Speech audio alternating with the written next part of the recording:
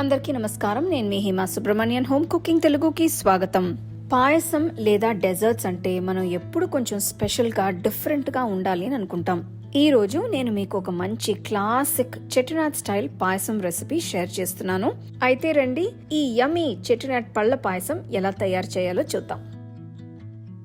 ముందుగా కొన్ని నట్స్ ని నానబెట్టాలి. దీనికోసం ఒక చిన్న గిన్నెలో 15 జీడిపప్పులు, 20 బాదం పప్పులు వేసుకొని పప్పులు మునిగేంత వరకు సరిపడంత నీళ్లు పోసి ఒక 30 నిమిషాలు నాననివ్వాలి.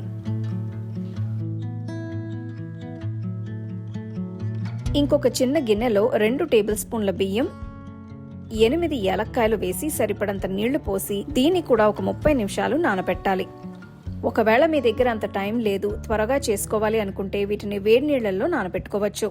30 నిమిషాల తర్వాత బాదం పప్పులకి తోలు తీసి నానబెట్టిన జీడిపప్పులు, బాదం పప్పుల్ని మిక్సీ జార్లోకి తీసుకుని కొద్దిగా నీళ్లు పోసి మెత్తగా క్రీమీ పేస్ట్ వచ్చేంత వరకు రుబ్బుకోవాలి. ఈ పేస్ట్ ని గిన్నెలోకి తీసుకుని పక్కన పెట్టాలి.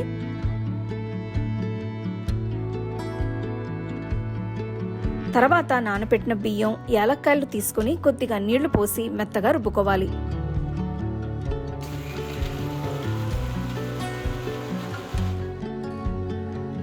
ఈ మిశ్రమంని కూడా ఇంకో గిన్నెలో తీసుకుని పెట్టుకోవాలి. ఇప్పుడు ఒక వెడల్పాంటి కడాయిలో 1 లీటర్ అంతా 2% మిల్క్ ఫ్యాట్ ఉన్న పాలు వేస్తున్నాను. ఒక పొంగు రావాలి. మధ్య మధ్యలో కలుపుతూ ఉంటే అడుగంటకుండా ఉంటుంది.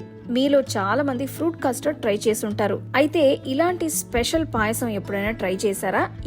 ఎప్పుడు ట్రై చేశారో నాకు కమెంట్ సెక్షన్ లో చెప్పండి. చూడండి, పాలు మరుగుతున్నాయి. ఈ పాయింట్ లో రుబ్బు పెట్టుకున్న బియ్యం, యాలక్కాయ పేస్ట్ ని నెమ్మదిగా వేసుకోవాలి. కలుపుతూ ఉండాలి, లేదంటే ఈ మిశ్రమం ఈజీగా ఉండలు కట్టేస్తుంది.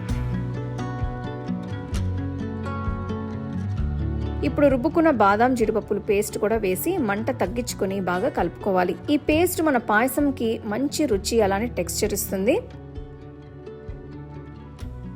అంతా కలిసినట్లు నెమ్మదిగా కలుపుతూ ఉండాలి.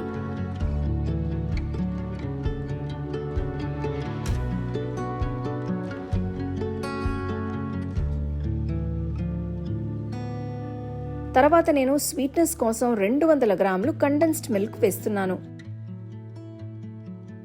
ఒకవేళ మీ దగ్గర ఈ కండెన్స్డ్ మిల్క్ లేదు అనుకుంటే మీరు రోజు వాడుకునే పంచదార కూడా వేసుకోవచ్చు. మీ రుచికి తగ్గట్లు క్వాంటిటీని అడ్జస్ట్ చేసుకోండి.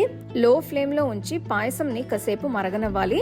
ఇట్లా కలుపుతూ ఉంటే పాలు అడుగంటకుండా ఉంటాయి. పాయసం కాస్త చిక్కగా పర్ఫెక్ట్ కన్సిస్టెన్సీ వచ్చేంత వరకు ఒక 15 నిమిషాలు మరగనివ్వాలి.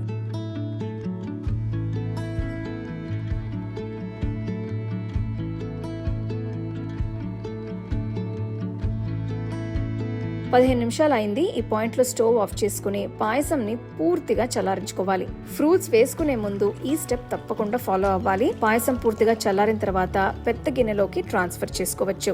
ఇప్పుడు ఫైనల్ గా ఒక్కొక్కటిగా ఫ్రెష్ ఫ్రూట్స్ వేసుకోవాలి. ఇందులోకి నేను 1 కప్ తరిగిన Apple, 1 cup green grapes, 1 cup గింజలు తీసి కట్ చేసిన ఖర్జూరం, 1 కప్ గింజలు తీసి కట్ చేసిన నల్ల ద్రాక్ష పళ్ళు, అలానే 1 కప్ దానిమ్మ గింజలు తీసుకున్నాను. ఇవి కాకుండా మీరు మీకు నచ్చిన ఫ్రూట్స్ అన్ని కూడా వేసుకోవచ్చు. నెమ్మదిగా ఫ్రూట్స్ అన్ని పాయసంతో కలిసేటట్టు కలుపుకోండి. ఫ్రూట్స్ అన్ని వేసిన తర్వాత అసలు చూడండి ఎంత బాగుందో. అంతే అండి, మన స్పెషల్ చెట్టినాడ్ ఫ్రూట్ పాయసం సర్వ్ చేసుకోవడానికి రెడీగా ఉంది. చూడండి ఎంత ఫ్రెష్ గా, ఎంత బాగుందో. సర్వ్ చేసుకునేటప్పుడు కొద్దిగా చల్లగా సర్వ్ చేసుకుంటే చాలా రుచిగా ఉంటుంది.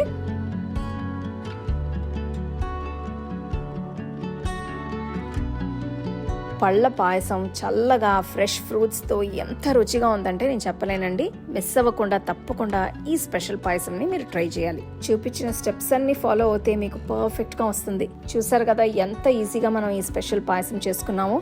తప్పకుండా ట్రై చేసి మీరు మీ ఫ్యామిలీ ఫ్రెండ్స్ తో షేర్ చేసుకోండి. మీకు ఈ వీడియోలో నేను యూజ్ చేసే ప్రోడక్ట్స్ నచ్చితే కింద ట్యాగ్ చేశాను, చెక్ చేసి చూడండి.